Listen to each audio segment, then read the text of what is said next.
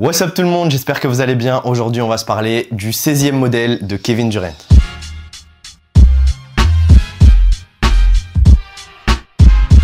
Ok les gars, comme d'habitude n'hésitez pas à liker la vidéo et à vous abonner à la chaîne si vous êtes nouveau, et je vous propose de parler déjà du 16e modèle de notre ami Kevin Durant. Ça fait déjà 16 ans que Nike lui propose sa signature shoes. Il y en a qui ont fait moins, comme Carmelo Anthony, comme Chris Paul, qui sont des joueurs iconiques mais qui n'ont pas eu autant de signature shoes. On peut se parler de LeBron qui est déjà à son 21e modèle. Ça fait beaucoup là, non?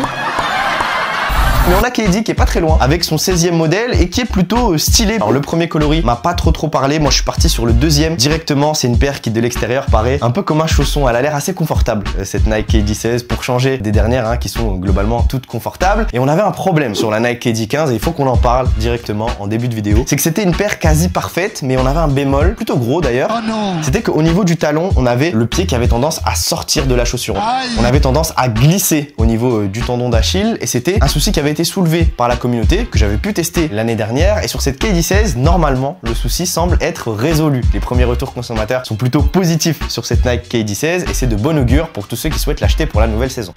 Le deuxième axe et le deuxième gros changement sur cette Nike KD 16, il est directement au niveau de l'amorti. Depuis la Nike KD 12, on avait l'apposition d'une unité R qui parcourait de l'avant jusqu'à l'arrière du produit et qui apportait une réactivité maximum sur les sauts, sur les amortis, sur les changements de direction. À partir du moment où on sautait, on avait l'impression d'avoir un coussin en dessous du pied qui apportait de la réactivité. L'amorti Zoom Air sur toute la longueur, c'est l'amorti qui a été encore une fois plus ou moins plébiscité par la communauté. Tout le monde kiffe le full lens zoom et sur cette Nike KD 16, Nike a décidé de changer un petit peu le setup. Donc sur la nouvelle paire de KD, Nike a décidé d'apposer une unité R au niveau de l'arrière du pied et de garder du zoom, une unité qui va être assez large et qui va être positionnée sur toute la partie avant du pied. Qu'est-ce que ça change? L'amorti R, c'est une unité qui avait déjà été utilisée sur la Nike PG4, qui avait déjà été utilisée sur la Nike Zion 1 notamment, et c'est un coussin d'air qui va venir apporter un maximum de confort. Pas énormément de retour d'énergie, mais qui va privilégier du confort un max, et donc une fois que vous aurez cette Nike KD 16 au pied, vous sentirez un maximum de rembourrage, surtout au niveau de l'arrière du pied. Qu'est-ce que ça change par rapport au full lens zoom? C'est que tout simplement vous allez avoir une unité R à l'avant qui va être activée sur tous les mouvements au niveau de la pointe et au niveau de la plante de pied. Ça va pas changer grand chose en tout cas à mon avis, et je vais peut-être préférer ce setup d'amorti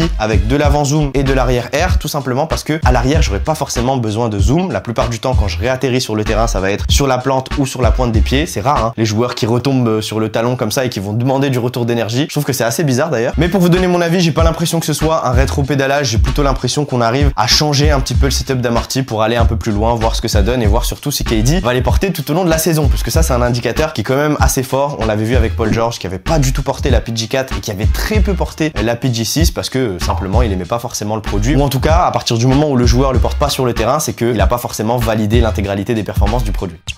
Sur cette Nike KD 16, je vais commencer par l'élément le plus marquant et vous avez pu le voir quand on se parlait de l'amorti. C'est cette semelle extérieure qui va être dessinée et designée avec des petits écrous de l'avant à l'arrière du pied. On a l'impression d'avoir un peu une machine avec des écrous qui vont venir tourner au fur et à mesure et qui vont venir former un petit process. C'est cool. J'ai hâte de voir ce que ça va donner sur le terrain d'ailleurs. Si vous voulez avoir mes premières impressions sur la traction du produit, n'hésitez pas à aller me suivre sur mon compte Instagram. C'est là où je poste des contenus de 10-15 secondes où je teste chaque aspect du produit d'un point de vue performance. Et globalement, je trouve que c'est bien de pouvoir un petit peu changer les motifs de semelle extérieure. C'est une prise de risque, certes. C'est pas quelque chose que vous voyez sur le terrain parce que la plupart du temps vous les portez comme ça et vous avez la vue du dessus, donc c'est pas un élément qui va être hyper marquant. Maintenant je trouve que c'est cool d'un point de vue design, peut-être que ça fera la différence pour certains. En tout cas je salue la prise de risque et j'espère qu'elles fonctionneront, qu'elles accrocheront encore une fois bien sur le terrain, et je vous ferai un débrief bien évidemment sur YouTube avec le test détaillé.